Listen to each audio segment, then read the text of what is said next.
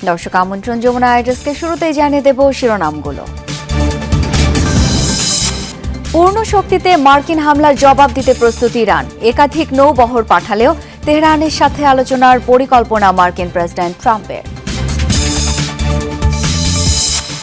ইরানের বিপ্লবী গার্ড বাহিনী আইআরজিসিকে সন্ত্রাসী তালিকাভুক্ত করল ইউরোপ। একই সাথে ইরানের শীর্ষ বেশ কয়েকজন কর্মকর্তার উপর নতুন করে নিষেধাজ্ঞা আরোপ। মিয়াকেতো কষ্ট দিব গৈছিল নহয়, গতিকে যোনে যেনেকে পাৰে মিয়া কষ্ট দিয়ক না, আপুনিও দিয়ক না। ৰিক্সাত উঠিলে 5 টকা ভাড়া হলে 4 টকা দিব।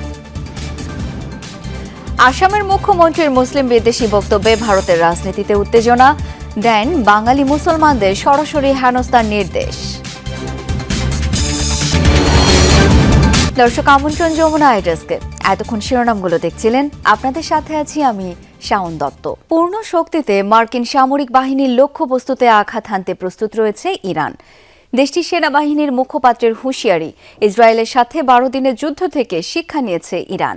তাই যুক্তরাষ্ট্রের হামলার সর্বোচ্চ শক্তি দিয়েই পাল্টা জবাব দেয়া হবে। এদিকে ইরানকে ঘিরে আরও সামরিক সরঞ্জাম মোতায়েন করছে যুক্তরাষ্ট্র। তবে একাধিক যুদ্ধ জাহাজের বহর পাঠালেও ইরানের সাথে আলোচনার পরিকল্পনা রয়েছে বলে জানিয়েছেন মার্কিন প্রেসিডেন্ট ট্রাম্প। যে কোনো মুহূর্তে ইরানে হামলার জন্য প্রস্তুত মার্কিন বাহিনী। সময় যত গড়াচ্ছে বাড়ছে ইরান যুক্তরাষ্ট্র যুদ্ধের শঙ্কা। চিরবৈরী দেশটিকে ঘিরে অব্যাহত আছে মার্কিন যুদ্ধজাহাজ সহ অন্যান্য সমরাস্ত্র মোতায়েন।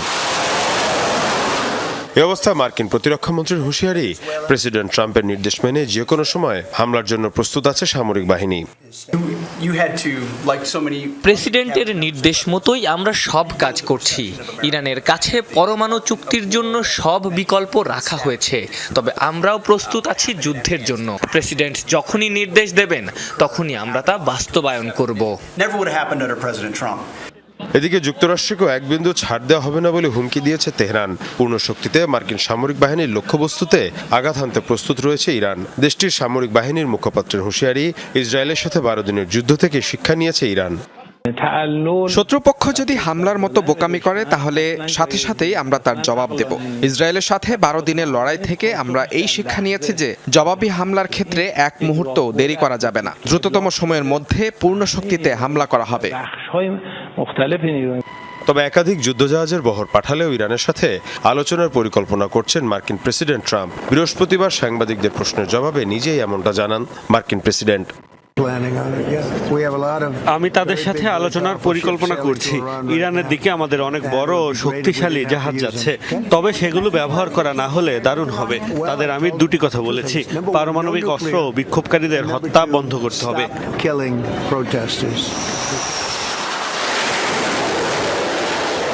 এ অবস্থায় আলোচনার মাধ্যমে সংকট সমাধানে যুক্তরাষ্ট্র এবং ইরানের প্রতি আবার আহ্বান জানিয়েছে মধ্যপ্রাচ্যের দেশগুলো। মীর মুশফিকা হাসান, যমুনা নিউজ। এবার ইরানের আলোচিত বিপ্লবী গার্ড বাহিনী আইআরজিসিকে সন্ত্রাসী তালিকাভুক্ত করল ইউরোপ। দেশটিতে সাম্প্রতিক সরকার বিরোধী আন্দোলনে দমন পীড়নের অভিযোগ তুলে এই সিদ্ধান্ত নিয়েছে ইউরোপীয় ইউনিয়ন। বেলজিয়ামের রাজধানীতে হওয়া বৈঠকে 27 দেশের সর্বসম্মতিক্রমে পাশ হয় জার্মানি, ইতালির গৃহীত প্রস্তাবটি। একই সাথে ইরান সরকারের বেশ কয়েকজন ব্যক্তি ও সত্তার উপর নতুনভাবে নিষেধাজ্ঞা দেওয়া হয়েছে। বৃহস্পতিবার ব্রাসেলসে বিশেষ বৈঠকের আয়োজন করে ইউরোপীয় ইউনিয়ন।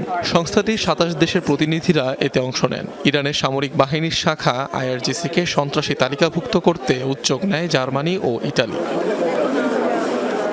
অধিবেশনে আইআরজিসিকে নিষিদ্ধ ঘোষণা দিয়ে সন্ত্রাসী সংগঠন হিসেবে আখ্যা দিতে একমত হয় ইইউ সদস্যরা। নতুন করে খামেনি প্রশাসনের 6 সত্তা ও 15 ব্যক্তিকে নিষেধাজ্ঞাও দেয়া হয়। এর মধ্যে ইরানের স্বরাষ্ট্রমন্ত্রী, প্রসিকিউটর জেনারেল ও এক বিচারকও রয়েছেন। যারা সন্ত্রাসের মাধ্যমে কাজ করে তাদের সন্ত্রাসী হিসেবে গণ্য করতে হবে। বিক্ষোভের নৃশংস দমন পীড়নের জন্য দায়ীদের উপরও নিষেধাজ্ঞা আরোপ করা হয়েছে। এটি আরও চাপ সৃষ্টি করবে। ইউরোপীয় ইউনিয়নের এমন সিদ্ধান্তে আইআরজিসি আইআরজিসি এখন থেকে আল কায়েদা বা আইএসের মতো সন্ত্রাসী সংগঠনের সমতুল্য বলে বিবেচিত হবে। যেভাবে মানুষের উপর নির্যাতন করা হয়েছে, গুলি করা হয়েছে বা ফাঁসিতে ঝোলানো হয়েছে তা এতটাই কষ্টদায়ক যে কেবল সংখ্যার দিক থেকে নয়, বরং এই অন্যায্য শাসন ব্যবস্থা যেভাবে কাজ করেছে তার দিক থেকেও ইউরোপীয় ইউনিয়নের স্পষ্ট প্রতিক্রিয়া থাকা উচিত। 1979 সালে প্রতিষ্ঠিত আইআরজিসি ইরানের সর্বোচ্চ শক্তিশালী বাহিনী হিসেবে বিবেচিত, যা সরাসরি সর্বোচ্চ ধর্মীয় নেতা আয়াতুল্লাহ আলী খামেনির তত্ত্বাবধানে পরিচালিত। ইরানের পরমাণু ক্ষেপণাস্ত্র সহ গুরুত্বপূর্ণ প্রতিরক্ষা কর্মসূচির দায়িত্বভার রয়েছে আইআরজিসির কাছে। এমনকি নিজস্ব নৌ, মহাকাশ, স্থল ও প্যারামিলিটারি বাহিনীও রয়েছে এর। মধ্যপ্রাচ্যে ব্যাপক প্রভাবশালী বাহিনীটির বর্তমান সেনা সংখ্যা সব মিলিয়ে 2.5 লাখেরও বেশি। অরিক রহমান, যমুনা নিউজ। ইউরোপীয় ইউনিয়নের সিদ্ধান্তকে স্বাগত জানিয়ে বেলজিয়ামে সমাবেশ করেছে ইরানিরা। আইআরজিসিকে সন্ত্রাসী সংগঠনের তালিকাভুক্ত করাকে সমর্থন জানায় তারা। বৃহস্পতিবার ব্রাসেলসে ইউরোপীয় কাউন্সিলের বাইরে জড়ো হন এসব মানুষ। ইরানের বিরোধী গোষ্ঠীর পতাকা নেড়ে ইইউ এর সিদ্ধান্তের প্রতি সংহতি জানান সমাবেশকারীরা। পোস্টার ও ব্যানার হাতে নানা স্লোগান দেন তারা। জানান ইরানের বহিঃশক্তির আক্রমণকে সমর্থন করেন না তারা, তবে চান সেখানে আইআরজিসির সন্ত্রাসী কার্যক্রমের অবসান হোক। ইইউ এর নতুন সিদ্ধান্তের ফলে ইসলামিক স্টেট ও আল কায়েদার মতো সন্ত্রাসী সংগঠনের কাতারে পড়ল আইআরজিসি। তেহরানের নেতৃত্বের প্রতি ইউরোপের দৃষ্টিভঙ্গির একটি প্রতীকী পরিবর্তন হিসেবে দেখা হচ্ছে এটিকে। কেনিয়ায় যৌথ সামরিক ঘাঁটি সম্প্রসারণ প্রকল্পের ভিত্তিপ্রস্তর স্থাপন করেছে যুক্তরাষ্ট্র। বৃহস্পতিবার লামু কাউন্টিতে অবস্থিত মান্ডা বে সামরিক ঘাঁটিতে হয় এই অনুষ্ঠান।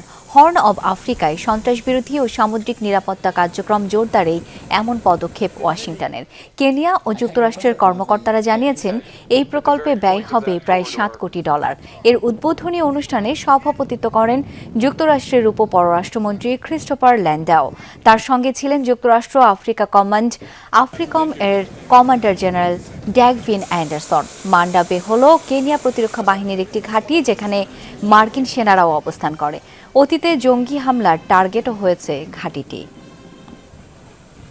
এবার কানাডার উপর 50% শুল্ক আরোপের হুমকি দিলেন মার্কিন প্রেসিডেন্ট ডোনাল্ড ট্রাম্প। দেশটির তৈরিকৃত যে কোনো আকাশযান যুক্তরাষ্ট্রে বিক্রি হওয়ার ক্ষেত্রে কার্যকর হতে পারে এই শুল্ক। বৃহস্পতিবার ট্রুথ সোশ্যালে দেয়া এক পোস্টে এমন হুঁশিয়ারি দেন ডোনাল্ড ট্রাম্প। মার্কিন উড়োজাহাজ নির্মাতা প্রতিষ্ঠান গানস্ট্রিম অ্যারোস্পেসের তৈরি জেটগুলোকে কানাডায় বৈধতা না দেয়ায় দেশটির বিরুদ্ধে এমন হুমকি দিয়েছেন তিনি। একই সাথে যুক্তরাষ্ট্রে কানাডার বিমান নির্মাতা প্রতিষ্ঠান বোম্বার্ডিয়ারের সকল আকাশযানের বৈধতা কেড়ে নেয়ার ঘোষণা দেন মার্কিন প্রেসিডেন্ট। সম্প্রতি চীন সফর করে দেশটির প্রেসিডেন্ট শি জিনপিং এর সঙ্গে বৈঠক করেন কানাডার প্রধানমন্ত্রী মার্ক কার্নি। এতে ক্ষোভ ছাড়েন মার্কিন president Donald Trump. Ottawa Beijing কোনো বাণিজ্য চুক্তি হলে কানাডার সকল পণ্যের উপর 100% শুল্ক আরোপের হুমকিও দেন তিনি। চাপের মুখে অবশেষে অভিবাসন বিরোধী সংস্থা আইসির অভিযানের কৌশলের বড় ধরনের পরিবর্তন আনার ঘোষণা দিয়েছে মার্কিন প্রশাসন। মার্কিন বর্ডার জার টম হোমান জানিয়েছেন এখন থেকে তথ্য প্রমাণের ভিত্তিতে নির্দিষ্ট ব্যক্তির বিরুদ্ধে অভিযান চালানো হবে। অন্যদিকে সারা দেশে অভিবাসীদের উপর অপারেশন বন্ধের আহ্বান জানিয়েছেন মিনিয়াপলিসের মেয়র জ্যাকব ফ্রে। অভিবাসন বিরোধী অভিযানকে কেন্দ্র করে বেশ কিছুদিন ধরে মার্কিন অঙ্গরাজ্য মিনেসোটায় চলছে উত্তেজনা। একই মাসে মিনিয়াপলিসে আইসির হাতে 2 জন নিহতের ঘটনায় ব্যাপক চাপের মুখে ট্রাম্প প্রশাসন।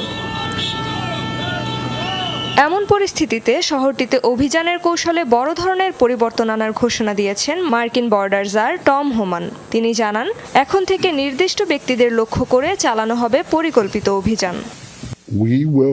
আমরা লক্ষ্যভিত্তিক ও কৌশলগত অভিযান চালাবো। বহু বছর ধরে যেভাবে আমরা কাজ করে এসেছি সেভাবেই। যাকে আমরা খুঁজছি তার ব্যাপারে স্পষ্ট তথ্য থাকবে আমাদের কাছে। তাকে কোথায় পাওয়া যেতে পারে, তার অপরাধ বা ইমিগ্রেশন ইতিহাস সহ সব তথ্য। অন্যদিকে দেশজুড়ে আইসি এর অভিযানের তীব্র নিন্দা জানিয়েছে মিনিয়াপলিসের মেয়র জ্যাকব ফ্রে।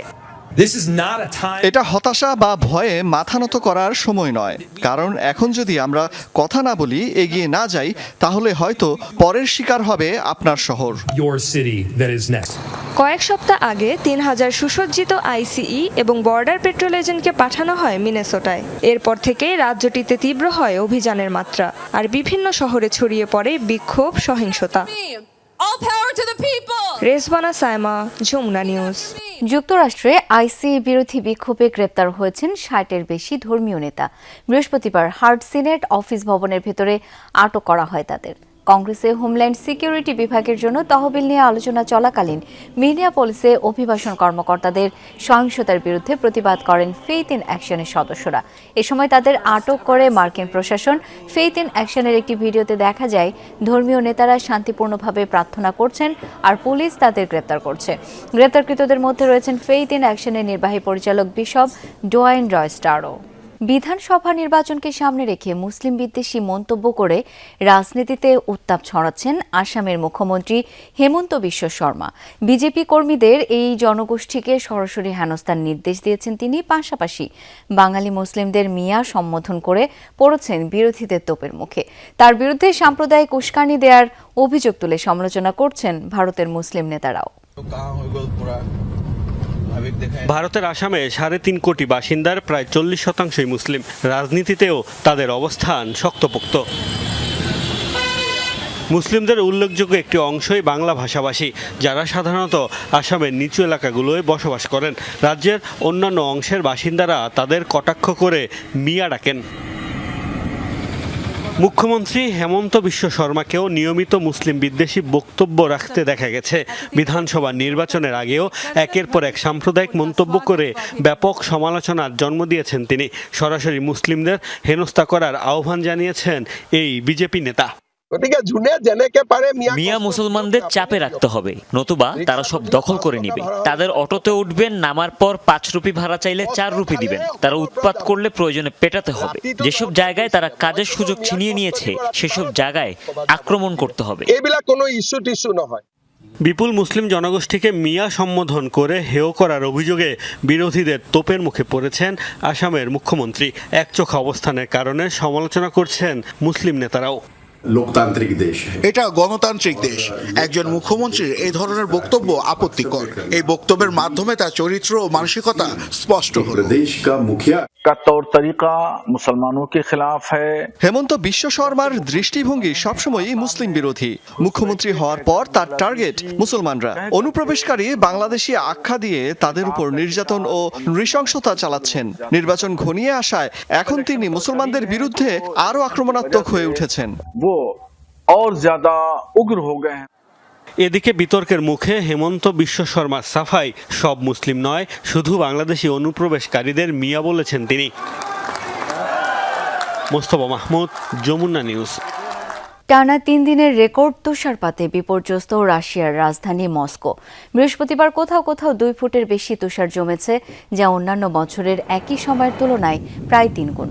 বলা হচ্ছে 203 বছরের মধ্যে জানুয়ারি মাসে এটি রেকর্ড। এমন পরিস্থিতিতে স্থবির জনজীবন। যানজটের কারণে ভোগান্তি চরম পর্যায়ে। বাসিন্দাদের ব্যক্তিগত গাড়ির পরিবর্তে গণপরিবহন ব্যবহারের আহ্বান জানানো হয়েছে। বেশ কয়েকটি এলাকায় যান চলাচল পুরোপুরি বন্ধ। আরও কিছুদিন তীব্র তুষারঝড় অব্যাহত থাকবে বলে জানিয়েছে আবহাওয়া অফিস। সপ্তাহের শেষ নাগাদ আবহাওয়া নামতে পারে -20 ডিগ্রি সেলসিয়াসে। যুক্তরাষ্ট্রে ভয়াবহ তুষারঝড়ের রেশ কাটতে না কাটতেই দেশটির দিকে ধেয়ে আসছে আরও একটি শক্তিশালী ঝড়। আবহাওয়াবিদরা একে বম্ব সাইক্লোন হিসেবে চিহ্নিত করছেন। মার্কিন জাতীয় আবহাওয়া দপ্তরের পূর্বাভাস অনুযায়ী আগামী 1 ফেব্রুয়ারি থেকে এই ঝড় আঘাত হানতে পারে। অনেক এলাকায় 20 ইঞ্চি পর্যন্ত তুষারপাতের আশঙ্কা রয়েছে। ঝড়টির প্রভাবে দক্ষিণ পূর্বাঞ্চলীয় ফ্লোরিডা অঞ্চল থেকে শুরু করে উত্তর পূর্বাঞ্চলীয় নিউ ইয়র্ক ও নিউ ইংল্যান্ড পর্যন্ত বিস্তীর্ণ এলাকায় তীব্র তুষারপাত, দমকা হাওয়া এবং তাপমাত্রা হিমাঙ্কের অনেক নিচে নেমে যেতে পারে। বিশেষজ্ঞরা বলছেন রোববার শুরু হওয়া ঝড়ের প্রভাব সোমবার পর্যন্ত স্থায়ী হতে পারে। এ সময় ঘন্টায় 30 থেকে 70 মাইল বেগে তীব্র বাতাস বইতে পারে, যা পরিস্থিতিকে আরও বিপজ্জনক করে তুলবে। তাপমাত্রা স্বাভাবিকের চেয়ে প্রায় 19 ডিগ্রি ফারেনহাইট পর্যন্ত নিচে নেমে যেতে পারে বলে আশঙ্কা করা হচ্ছে। আফ্রিকার দেশ নাইজারের রাজধানী নিয়ামির প্রধান আন্তর্জাতিক বিমানবন্দরে ব্যাপক গোলাগুলি ও বিস্ফোরণের ঘটনা ঘটেছে। স্থানীয় সময় বৃহস্পতিবার সকালে ঘটে এই হামলার ঘটনা। একে সন্ত্রাসী হামলা আখ্যা দিয়েছে সরকার। সামরিক বাহিনীর পাল্টা অভিযানে কমপক্ষে 20 হামলাকারী নিহত হয়েছে। আহত হয়েছে 4 সেনা সদস্য। হামলায় জড়িত 11 জনকে আটক করা হয়েছে। এদিকে সন্ত্রাসীদের অর্থায়নের অভিযোগ তুলে হামলার জন্য ফ্রান্স, বেনিন ও আইভরি কোস্টকে দায়ী করেছে নাইজারের সামরিক জান্তা আব্দুর রহমান তিয়ানি। দেশগুলোকে পাল্টা জবাব দেওয়ার হুঁশিয়ারিও দিয়েছেন তিনি। ইরানে যদি যুক্তরাষ্ট্র হামলা করেই বসে তবে কি হতে পারে এর ফলাফল? তেহরান মার্কিন ঘাঁটি ও এর মিত্রদের উপর পাল্টা হামলা চালালে দীর্ঘায়িত হতে পারে যুদ্ধ পরিস্থিতি। অন্যদিকে খামেনি প্রশাসনের পতন হলে বদলে যেতে পারে গোটা ইরানের ভবিষ্যৎ। সামরিক শাসন নাকি চরম বিশৃঙ্খলা, কি অপেক্ষা করছে দেশটির ভাগ্যে তা নিয়ে চুলচেরা বিশ্লেষণ চলছে। বিবিসির এক প্রতিবেদনে উঠে এসেছে সম্ভাব্য পরিস্থিতির কথা। দিন যত গড়াচ্ছে বাড়ছে ইরানে মার্কিন হামলার শঙ্কা। এবার যদি ওয়াশিংটন হামলা করেই বসে তবে কি হতে পারে এর ফলাফল? এ নিয়ে রাজনৈতিক বিশ্লেষকদের মাঝে চলছে নানা জল্পনা। এত সব আলোচনার মধ্যেই বিবিসির প্রতিবেদনে এবার উঠে এলো হামলা হলে সম্ভাব্য 7 পরিস্থিতি।